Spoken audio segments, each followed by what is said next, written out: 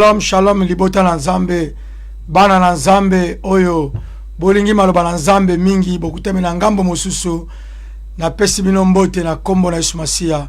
Biso tokutami awa na ngambo oyo poto ebiete, libota na nzambe, eza na ngambo mosusu.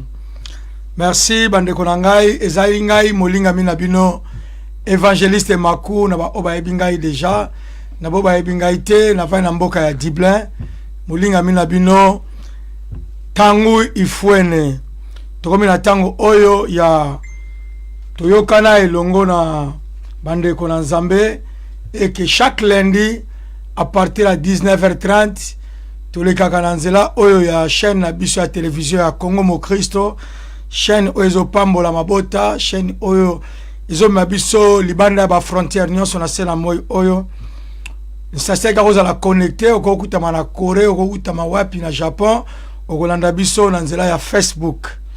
Amen. Na kobondela pona kotika tango oyo na maboko na nzambe. Nzambe merci na tomboli na commission kolo poza nzambe malamu. Na rendre gloire epai na yokolo po yo bongwanite. Na tiki tango oyo na maboko na yo nzambe. Batela biso protection divine comble biso. Nyonso ezwala kimia mokonzi liboso na kombo na Yesu lobi. Amen. Amen. Amen. Amen. Nena uchikolo wabandeko na ngai mbote invite ndeko moko, benga ndeko moko, tindela ya invitation, évangéliser, partager.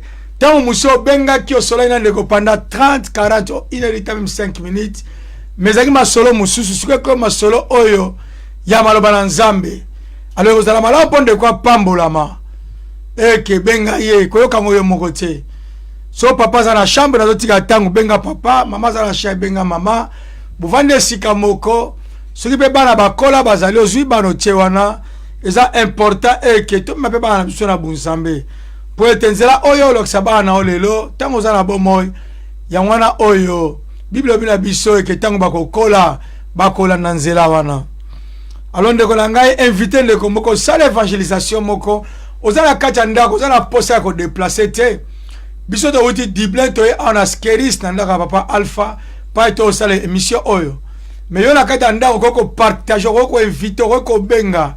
Obinde ko na ngai se connecter na tango oyo. Mosala nzambe tangu ifuene abandi. Alors toza ko continuer koloba. Na teto ko na thème na biso le to ke nango zali 3e lundi. Thème oyo eza kitoko makasi penza. Eza thème oyo c'est démarrage ya mois ya janvier na nga ki ete moto nyonso ayeba na ko tenir poto bandaki dès lundi passé soko tali yango na page na biso ko mona yango. Alors thème na biso ali que la repentance est la base de vie chrétienne. Na lingala balobi ete ko bongola motema eza moboku ya ba Kristo. Soto kena portugais ma je le connais sur en portugais. Ou arrependimento est à base de tout de la vie d'un chrétien. Et à fonte. Alléluia. Et to la qui s'agit vraiment na bande konyoso baza na biso et que oyo nini kobongo la motema ezali. Tu es bien collègue ça bande qu'on a biso koloba eke kobongo la motema eza important to ande koloba onka te pona bato oyo bayaka la église to bato bazali banda église mais proma repentance ezo toucher moto nyonso po ete tango yoza créateur ya nzambe eza important ko pesa bomo na yo epai na nzambe. Soke zala biloko o na roko ela bana nzambe to na matin na roko ela bana nzambe de premier de partie na pona ki ete za repentance mama na ngai Clarisse, mama na ngai Lucien Ngombo, papa na ngai Ogi et Fifi. La repentance ezali moboku to ezali base ya bato oyo nzambe akeli na se na moi ezaka pona ba chrétien te me moto nyonso aza na pema na bomoi aza vraiment na bosenga ya koyeba uti wapi azokende wapi pe nzambe akoko tinda moto moko te na se na moi po ayaka juste po na kolekisa tango eloko nyonso oyo esalamaka esengaka eke moto ya sali yango azwa bénéfice na tia na yango. Alléluia.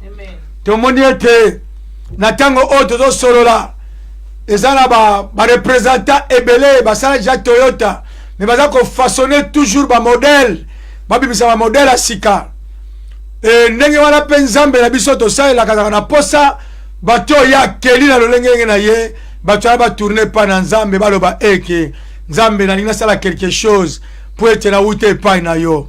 Amen. Alors tosalaki départ na biso koloba ete na mokana na Matthieu chapitre 4 verset 17 kuna tomonaki oyo eza motuya makasi tango kaka Yesu alingi kobanda koteya maloba na nzambe afongolaki bimbebu na ye alobi eke na mokana na Matthieu chapitre 4 verset na biso 17 Bible ezoloba na biso kuna Yesu tango afongoli monoko alobi ete repentez-vous car le royaume des cieux est proche. Alors bien ete bongola motema po ete bokonzi na nzambe ekomi pene. Alléluia. Mama tangelanga yango mama na biso Sylvie Matabis lekelanga na Nadège Zamba pambola bino tozo konye toujours na matin na biso toke na 3e lundi kobongola motema eza moboku ya ba Kristo donc ezali base o arrependimento é a base da vida cristã, é a fonte, é a ponte, a fonte na vida cristã. Aleluia. Amém. Livro de Mateus, capítulo 4, verset 17. Vamos ler no livro de Mateus 4, 17. Amém. A Bíblia diz-nos: Desde então começou Jesus a pregar, a dizer: Kaka Yesu tango ya fongole monokopea bandikoteya. Arrependei-vos, aibobongola mitema, porque é chegado o reino dos céus. Poete komi pene oyo ezali bokonzi na Nzambe. Amen. Amen. Ouais, ça fait de base, ça fait 2 semaines ou 3 semaines passées, 3 lundis passés. Yesu ayela kibisola matin ya bénédiction dès le départ. Alléluia.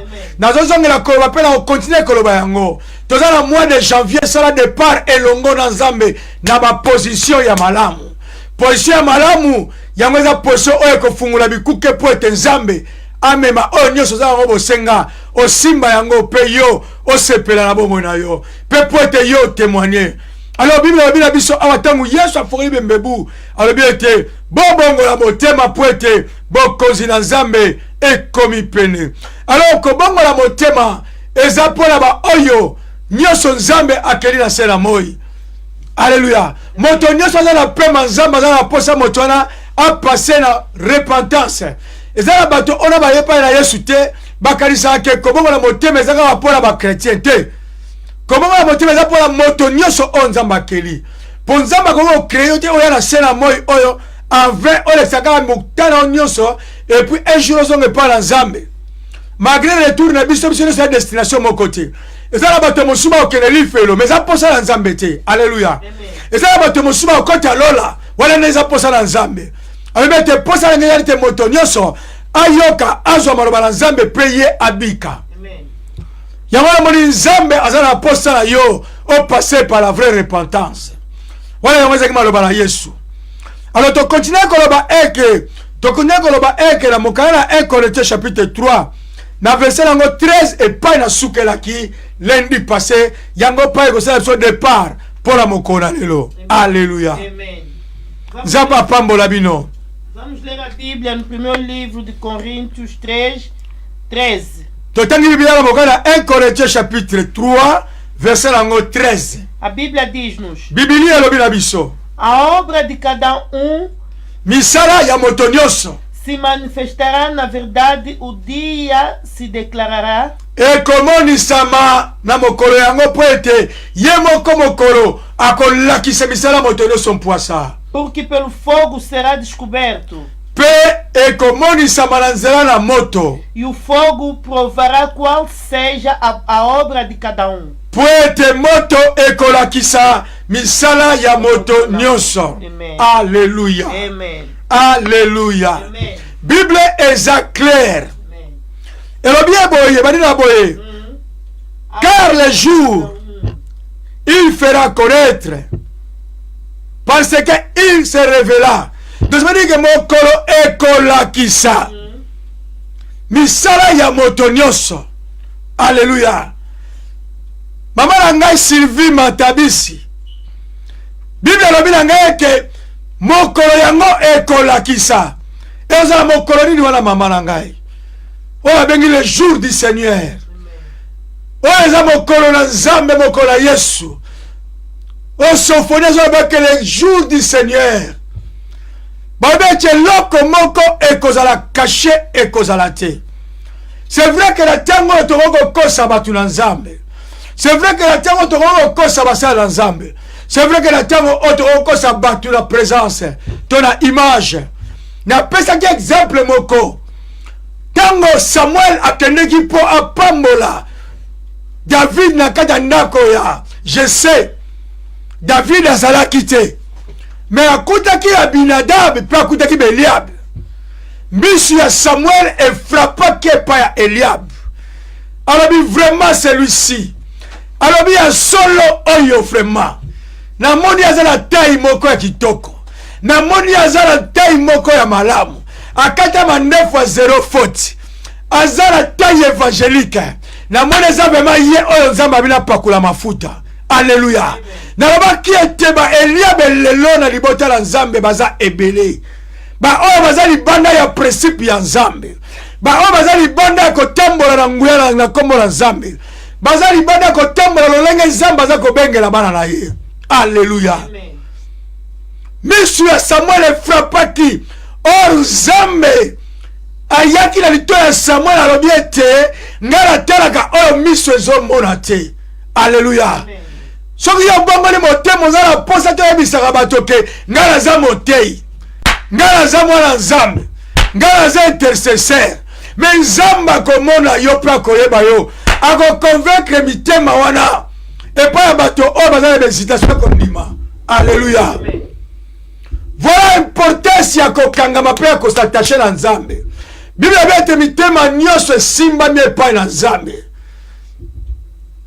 Soki yo za mwana Nzambe ya solo, olukaka Nzambe na solo, ozala posa te bato ba témoigner yo. So ba témoigner yo sepeli. So ba témoigner yo sepeli. Po te bete témoignage ya malamu pe kitoko. Eza oyo uta yepa na Nzambe. Alléluia. Bon Nzambe soka témoigner yo.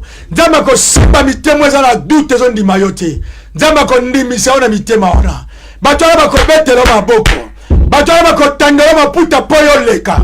Atezaki posa na yete. Mais Nzambe convaincre ye. Kabi oya za mwana ngai. Abongola motema na solo. Alors tenela liputa leka. Alléluia.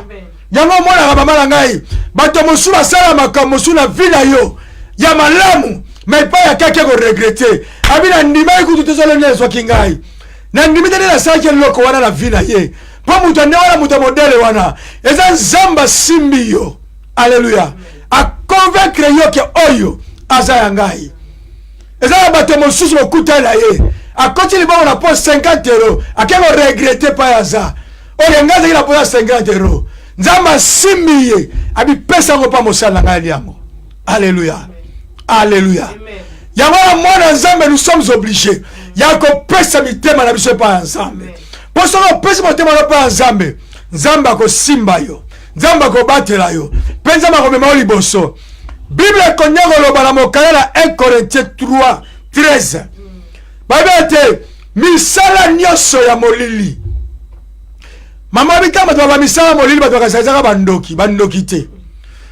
Ekobo eza misala ya molili. Alléluia. Eza les œuvres de ténèbres. Pour œuvre wana ekokota te na bokozi na Nzambe. Bible est claire. Yesu alobi ete aucune lettre ata e oya pamba ata virgule ya pamba ekokolonga jamais la Bible. Alléluia. Amen. Mais Bible ezo balangai les adultères bakokota bokozi na Nzambe te. Tala tango yango ndeko na ngai ya kopesa motema epai na Nzambe. Tango yango ya kopesa motema epai na Nzambe. Alléluia. Amen. Tango yango ya kopesa motema epai na Nzambe. ndeko moko nakuta na lobi na ngai kola azowumela na koya nalembi na ngai papa na ngai bisanga ngai koya yesu yango ayakala ye te profite ndenge oza na pema ndeko na ngai sala changement ya camp osali lisate na ntango molai osali masumu ntango molai ebakisa yo ata pete moko te ebakisa yo ata molai ya loboko moko te epesa ata avantage moko te yaka na yesu ndeko na ngai pesa motema epai na yesu evre moko te ekozala kashe kosa na yo bato lelo me bible elobi ete evre misala nyonso ekoleka na moto. Alléluia, gloire à Jésus. Ko changer vie ya mokili te na futur na yo o éternité. Éternité na yo fo kanisa ngol lelo. Na ebisaka bato liwa eza sika ya suka te. Eza na bomo nsima na kufa. Alléluia. Eza na bomo nsima na kufa. So bayebi so ne wala kocha tembe te. Eza na bomo nsima na kufa. Po soki bomo ezali te nsima na kufa. Ah, ne atikala kosambela. Mena ebi ete tosambelaka te mpo na biloko ya mokili oyo. Na bongo na motema te mpo na biloko ya mokili oyo. Me Bible elobi na ngai eke eza na bomo nsima na kufa. Alléluia. Alléluia. Nzambe aza malamu. Azo konyeko na biso eza na bomo nsima na kufa. Po ete Yesu a confirmé biso yango pourquoi. Alors bien dans Jean chapitre 5 verset 24. Abi en vérité. Alors bien ya solo. Na lobi na bino oyo akoyoka maloba na ngai. Akotia yango na misala. Même soki liwe ekangi ye. Ekozala seulement une passage à la vie. Alléluia. Jean 5 24. Alors bien, il sera seulement une passage de la mort à la vie. Donc, na Jésus kolobete nzoto oyo komona bokonzi na nzambe te. Ko retarder tana yo te na vie pona eke o changer ona ba sentiment ya nzoto. Eza mokolo moko nzoto kolemba. Olinga te. Ba organe nzoto kolemba. Alléluia. Pesa motema epai na nzambe. Pour être nzambe aza capable ya ko réjouir lui encore une fois de plus. Alors bien été les œuvres de chacun et kozala posé. Na biso batei et kozala exposé. Tala ne ozako bombama. Tala ne ozako yiba. Tala ne ozako finga. Tala ne ozako chola. Mutozwa osepelaka te. Eza ba œuvre ténèbre. Zane sengo soki ndeko no azwi. Pesa motema epai na nzambe. Bongola motema na yo. Amonaka fulumi ya mwindu. Na se ya osea ya mwindu. Na se ya libanga ya mwindu. Nzambe azomona ye. Tane okota bisika mabe wana. Otala na gauche mutu otala na droite mutu te. Kobosala te pozola na ngai. Mutumo azala na likolo azotala yo. Azala mupele otala yo. Azala partout azala omniprésent. Pesa motema epai na nzambe ndeko na ngai. Na babaki bisiko na bete yango na moni balie ya famille. Eza kokanga bato pourquoi? Bato bapesi motema te epai na nzambe. Nzambe asalaka sharing te. Ou nzambe ou Satan. Alléluia. Mettons vive te ya grâce. Yesu aya apesi bomoi na ye. Po ete ngai na yo. Tovika. Po ete ngai na yo. Topambolama. Topona oyo eza bomoi. Deutéronome 28. Abila biso eke. Abinga na tia bomoi pe kufa. Mais nzambe aponi yo bomoi. Pona nini ozo refuse ko sa bomoi wana nzambe aponi. Alléluia. Babi misala ya moto nyonso. Atobomba kango ndenge nini. Le créateur de l'univers. Banzambo na biso asala bakomona misala wana te. Banzambo bakufa bakomona yango te. ezala nzambo Pierre alobaki na Yesu, tu es le fils, tu es le Christ, le fils de Dieu vivant. Nzambo ya bomoi alobi misala nyonso, toutes les œuvres. Alléluia. Toutes les œuvres. Tala komaka place wana nalobaka eke nzambe pesanga motema nasalaka bolamu, nasalaka bolamu babe loko moko te ekotikala ya kozipama nyonso ekobima mpole bekreshi ya tozomona lelo ono 9 pouces eoza moke. Nzambe aza le maître, le créateur, akocrée jour wana ekre moya 200 pouces. Donc ozomona na baction na nyonso eza bato mosusu babisa nzambe salaka koyo osala monisi moya konia histoire eza te. Mais vous avez la chance de reposer un évangéliste. Tangu ifuene. Changer côté bongo la motema ndeko na ngai. Pesa motema pa na Nzambe. Nzambe na posa batu nyonso babika. To peksa mutu te na église. La ta na yo ba semiyeki. La ta na ba triple semelle. Te la no ndongo lingi. La ta na biloko kitoko. Yaka na Yesu. Po biloko wana sa Jésus ezapamba. Alléluia. Même les chrétiens, on a changé veste samedi, dimanche l'église. A comme un souci. C'est bien, tu as posé à l'église. Mais il faut tenir compte, premièrement, position la mission de l'ensemble.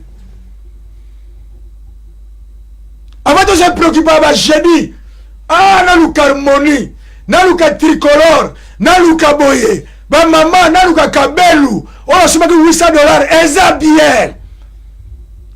Mais position ya motema na yo, liboso na Nzambe. Alléluia. On a vu la Monica, c'est pas de la vérité. Nous avons mal à l'aise l'église. Attends la kenanga. Ako panzanda kumobimba. Panzanda motema na yo. Poto kota Yesu avanda zwasika. Circoncision du cœur. Et là on zamaza nango posa. Natango akala bazo kata mangenga pour servir Nzambe. Mais lelo bakata asungenga te. Au moins les siga monter l'église ba tcheka batu. Ya bakata to bakata te non. Pour Yesu azobenga biso, c'est le circoncision du cœur. Katangenga motema na yo. Abinga